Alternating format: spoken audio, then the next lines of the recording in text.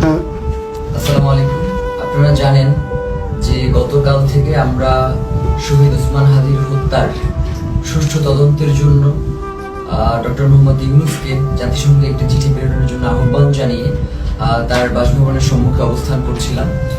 আমরা খুব গুটি কয়েক মানুষ সেখানে ছিলাম এবং আমরা পুরো গতকাল 4টা থেকে আজকের এই সময় পর্যন্ত শহীদ ওসমান হাদির স্ত্রী, তার সন্তান এবং আমরা পুরোটা সময় ধরে কিভাবে শান্তিপূর্ণভাবে আমাদের এই দাবিটা আদায় করা যায় সেটা নিয়ে আমরা আমাদের মতো করে এগোচ্ছিলাম এবং আমাদের সাথে সরকারের বিভিন্ন সময়ে তারা কোনোভাবেই আমাদের কাছে ওইভাবে করে যোগাযোগ করতে তারা স্বাচ্ছন্দ্য বোধ করে না। আমাদের কাছে মনে হয়েছে নয়তো 8 ঘন্টা শহীদ ওসমান হাদির স্ত্রী যমুনার সামনে ছিলেন, যমুনা থেকে একজন পিয়ন বের হয়ে তাকে সম্মান জানানোর এতটুকু প্রয়োজন বোধ করেন নাই।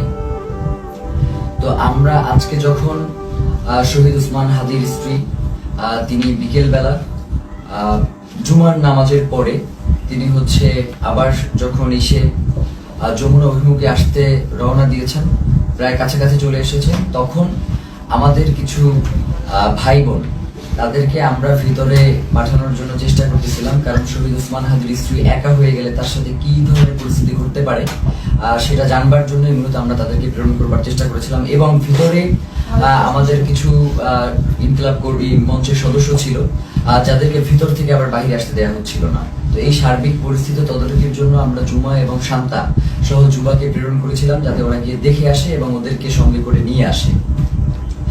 তো প্রথম অবস্থায় সেটা হচ্ছে পুলিশ কোনোভাবেই তাদেরকে ভিতরে যেতে দিবে না।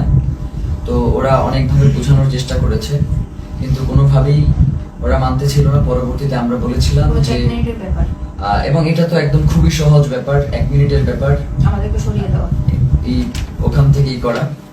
তো ওরা কি করেছে, জুমা এবং শান্তার গায়ে হাত তুলেছে এবং দেখবেন যে শান্তাকে গলা চেপে ধরেছে এবং জুমার পুরো গালে তারা তাদের খামচি দিয়েছে আর কি, মানে এইটা কি, এবং বুট দিয়ে ওদেরকে রাস্তায় পাঠিয়েছে।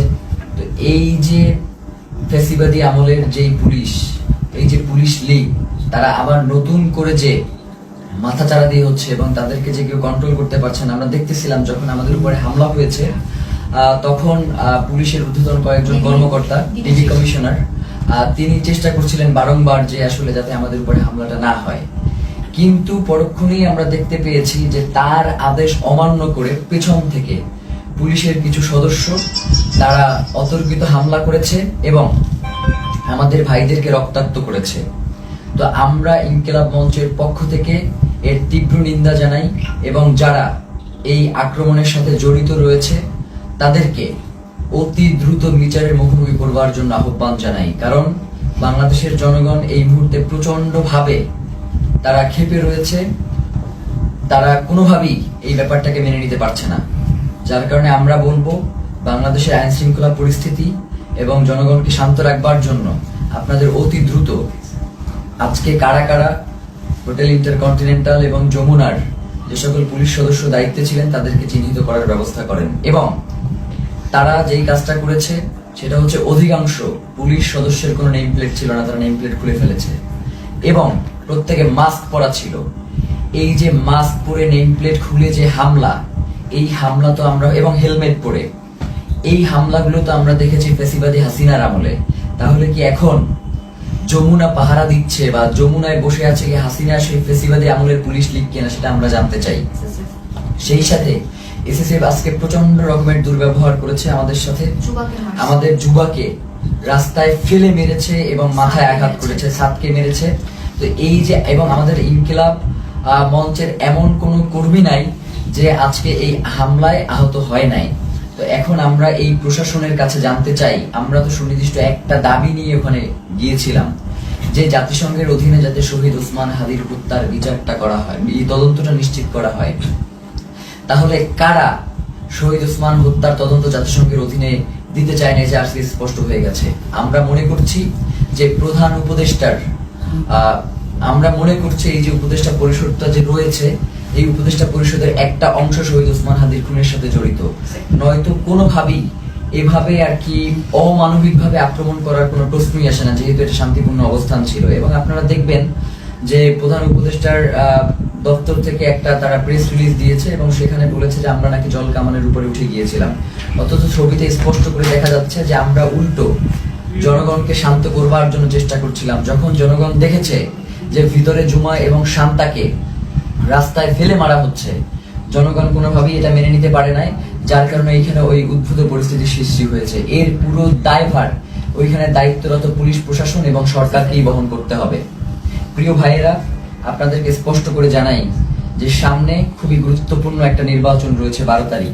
এখানে বাংলাদেশের স্বাধীনতা, সার্বভৌমত্ব সহ বাংলাদেশের নিরাপত্তা জনিত বেশ কিছু বিষয় জড়িত রয়েছে, যার কারণে অবশ্যই 12 তারিখে নির্বাচন হতে হবে। এবং যারা 12 তারিখে নির্বাচন বানচাল করে দেওয়ার জন্য আমাদের উপরে আক্রমণ করেছে, তাদের এই নীল নকশাকে বৃদ্ধাঙ্গুলি দেখিয়ে আমাদের জনগণের অধিকার আমাদের বাস্তবায়ন করতে হবে। প্রিয় ভাইয়েরা, জনগণ, বাংলাদেশের জনগণ প্রচন্ড শান্তিপ্রিয় এবং তারা সব সময় সরকারকে সহযোগিতা করে আসছে, কিন্তু সরকার সেই জনগণের উপরে আজকে মুহুর্মুহু sound grenade, tear shell, rubber bullet এগুলো নিক্ষেপ করেছে। এবং এখনো তারা বিভিন্ন জায়গায়, যেমন শাহবাগে এখনো সম্ভবত আক্রমণ চলছে। একটু আগেও আমরা এই লাইভ শুরু করবার আগে দেখতেছিলাম যে শাহবাগে আক্রমণের মতো ঘটনা ঘটতেছে। তো এবং 100-র অধিক শাহবাগেও আহত হয়েছে। তো এই যে পুলিশের ন্যাক্কারজনক হামলা এবং তাদের যে লাগাম টেনে ধরা হচ্ছে না, তারা বলছে, মানে আপনি একটা জিনিস খেয়াল করেন, তারা বলছে যে আয় হাদির লাশ নিয়ে যা। মানে এইটা পুলিশের, মানে সে যদি আওয়ামী লীগ না হয়, সে যদি মানে সত্যিকার অর্থেই কোনো পুলিশ সদস্য হয়ে থাকে, তাহলে তার এই ধরনের কথা বলবার কোনো প্রশ্নই আসে না। তো আমরা স্পষ্টভাবে বুঝতে পারছি যে বর্তমান পুলিশ প্রশাসনের এই যে আওয়ামী লীগ গোষ্ঠী যারা এখন পর্যন্ত রয়ে গেছে, তাদেরকে ছাঁটাই করবার না করবার কারণে এই ধরনের উদ্ভূত পরিস্থিতি তৈরি হয়েছে। এর দায়ভার এই অন্তর্বর্তীকালীন সরকারকেই নিতে হবে। এবং আমরা আশঙ্কা করছি যে যমুনার ভিতরে হয়তো অন্তর্বর্তীকালীন সরকার সেফ না, কারণ যারা আমাদের উপরে যেইভাবে আক্রমণ করেছে, তারা যে কোনো মুহূর্তে যমুনায় ডক্টর মোহাম্মদ ইউনূসের উপরে আক্রমণ করতে পারে। এই ধরনের একটা আমরা আশঙ্কা বোধ করছি, কারণ এদের আক্রমণের সাথে হাসিনার পুলিশ লীগের আক্রমণ পুরোপুরি মিলে যাচ্ছে। এবং সেই সাথে আমরা এটাও আপনাদেরকে বলতে চাই যে আমরা দেখতেছেন তো আমাদের কি অবস্থা, তারপরেও আমাদেরকে শান্তিপূর্ণভাবে সকল অবস্থার মোকাবেলা করতে হবে। আমরা চাই যাতে বাংলাদেশে কোনো উদ্ভূত পরিস্থিতির সৃষ্টি না হোক, যার মাধ্যমে মূলত আজকে আক্রমণটা হয়েছেই হচ্ছে নির্বাচনকে বানচাল করে দেওয়ার জন্য। সুতরাং এই নির্বাচন অবশ্যই হতে হবে এবং সেটা 12 তারিখেই হতে হবে। এবং যারা নির্বাচন বানচাল করতে চায়, তাদেরকে আমাদের রুখে দিতে হবে। আমরা কোনোভাবেই এই নির্বাচনকে বানচাল করতে দিব না, কারণ বাংলাদেশের জন্য এই নির্বাচন অত্যন্ত গুরুত্বপূর্ণ। প্রিয় ভাইয়েরা, সেই সাথে আমরা আপনাদেরকে স্পষ্ট করে যে জিনিসটা জানাতে চাই, সেটা হচ্ছে শহীদ ওসমান হাদির হত্যার যে তদন্ত, সেটা জাতিসংঘের অধীনেই হইতে হবে। আমাদের এখানে আমরা তাদের সাথে কথা বলেছি, তারা আমাদেরকে আশ্বস্ত করেছিল যে জাতিসংঘের অধীনে এটার তদন্ত হবে, কিন্তু তারা কোনো ধরনের সময়সীমা বেঁধে দেয় নাই। তারা ইতিপূর্বেও আমাদেরকে আশ্বস্ত করেছিল তারা ক্ষমতায় থাকা অবস্থাতেই শহীদ ওসমান হাদির হত্যার বিচার করবে, কিন্তু তারা সেই বিচার করতে পারে নাই। যার কারণে আমরা তাদের শুধুমাত্র কথায় আশ্বস্ত না হয়ে আমরা তাদের কাছে একটা দাবি করেছিলাম যে আপনি কবে নাগাদ এই কাজটুকু বাস্তবায়ন করবেন, এই চিঠিটা ইস্যু করবেন, সেটা আমাদেরকে জানান। এখন রাষ্ট্রের কাছে যদি আমাদের এতটুকু দাবি জানানোর অধিকার না থাকে, তাহলে তো বাংলাদেশ বলে কোনো রাষ্ট্র এই মুহূর্তে সাস্টেইন করবার কথা না। এখন তো এই রাষ্ট্র তাহলে অন্য দেশের প্রক্সি দিচ্ছে এই রাষ্ট্র কোনো না কোনো ভাবে।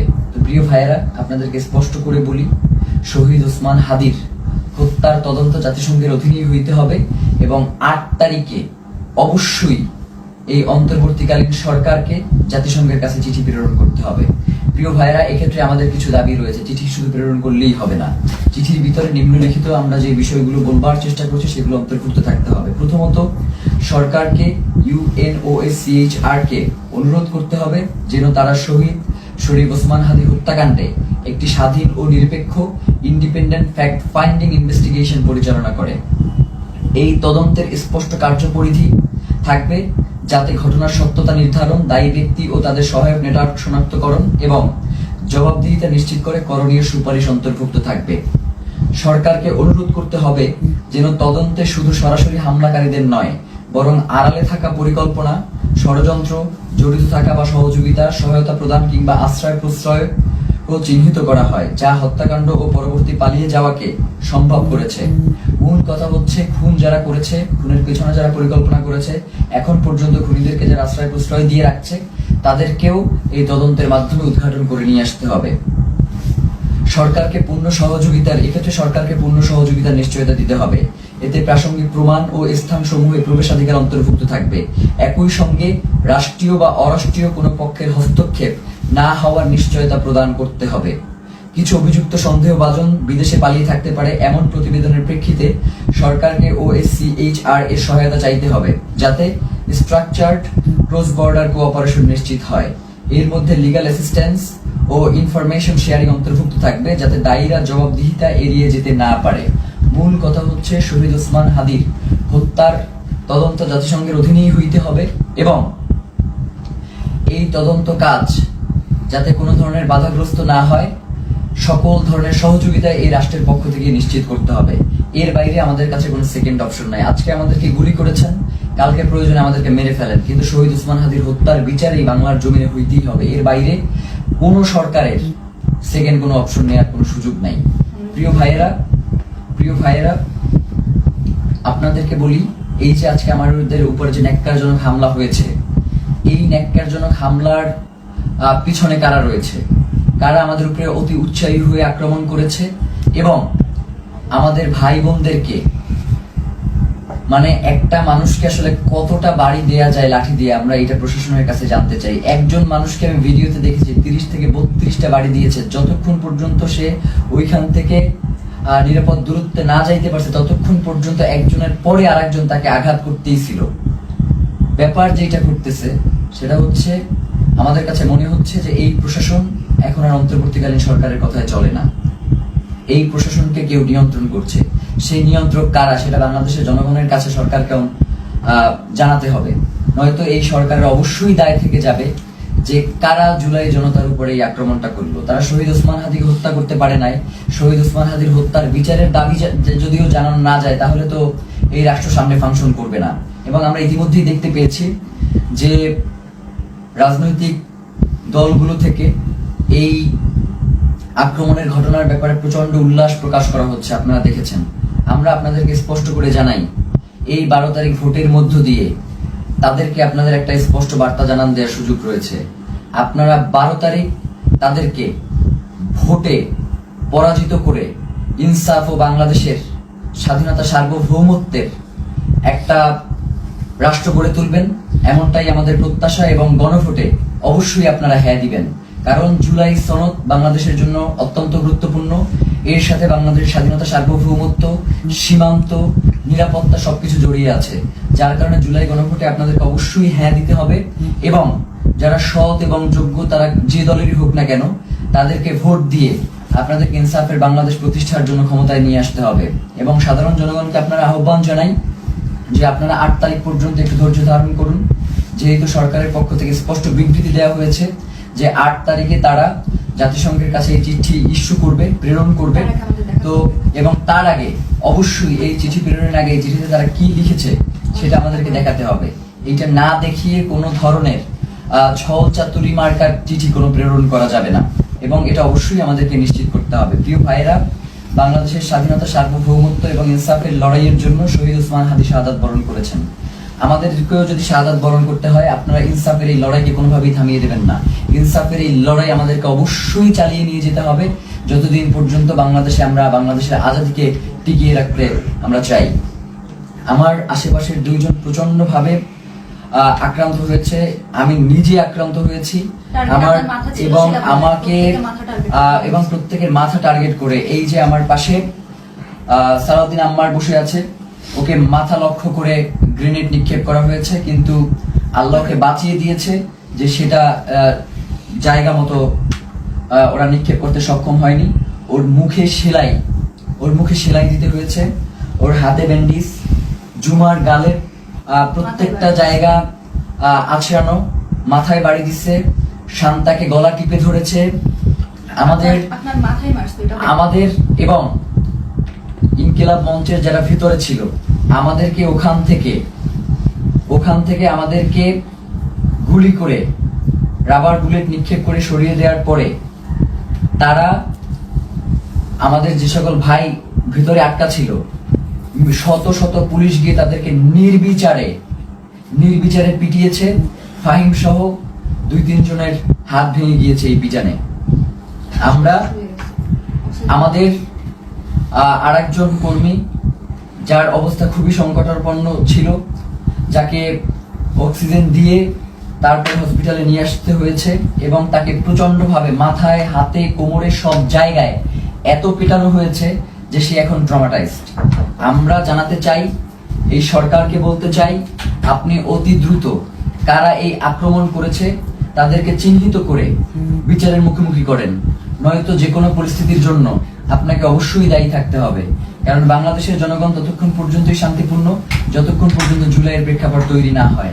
আপনারা কিন্তু খুব তাড়াতাড়ি একটা জুলাইয়ের প্রেক্ষাপট তৈরি করে ফেলতেছেন। এখন যদি আপনারা এটাকে কন্ট্রোল করতে না পারেন তাহলে বাংলাদেশের স্বাধীনতা, সার্বভৌমত্ব কিন্তু টিকবে না।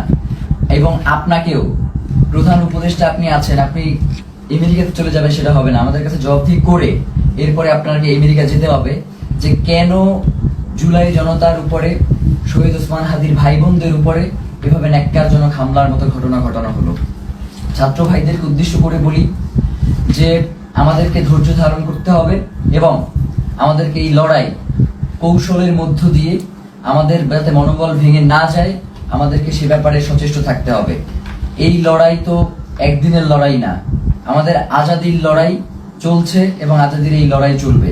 আমাদের এখন পিঠ থেকে গিয়েছে, আমাদের আসলে আর পিছনে যাওয়ার কোনো সুযোগ নাই। এখন থেকে আমাদেরকে সামনেই এগিয়ে যেতে হবে। 8 তারিখ পর্যন্ত যেহেতু সরকার সময় চেয়েছে, আমরা সরকারকে সেই সময়টুকু দিলাম। সে যদি এই সময়টা আগেই ঘোষণা করতো তাহলে তো এই ধরনের কোনো পরিস্থিতি তৈরি হতো না।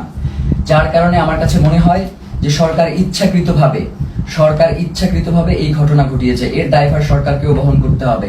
বাংলাদেশের জনগণ এই অন্তর্বর্তীকালীন সরকারকেও ছেড়ে দেবেন, এটা বলে দিলাম। আজকের মতো আমরা সবাই প্রচন্ডভাবে আহত অবস্থায় এখানে বসে রয়েছি। ফাহিমের দেখেন যে পুরো ট্রাউজারটা ওর রক্তে লাল হয়ে আছে, আমার পুরো পাজামার রক্তে লাল হয়ে আছে, ওর পুরো হাত আঙুল ভেঙে গেছে, মুখে সেলাই দেয়া, এবং এইভাবে প্রত্যেককে এমন ভাবে আক্রমণ করা হয়েছে। আল্লাহ আমাদেরকে রক্ষা করেছেন, নয়তো তাদের যেই ধরনের আজকে আক্রমণের ভূমিকা ছিল তারা আমাদেরকে খুন করবার উদ্দেশ্য নিয়ে এই আক্রমণটা করেছে।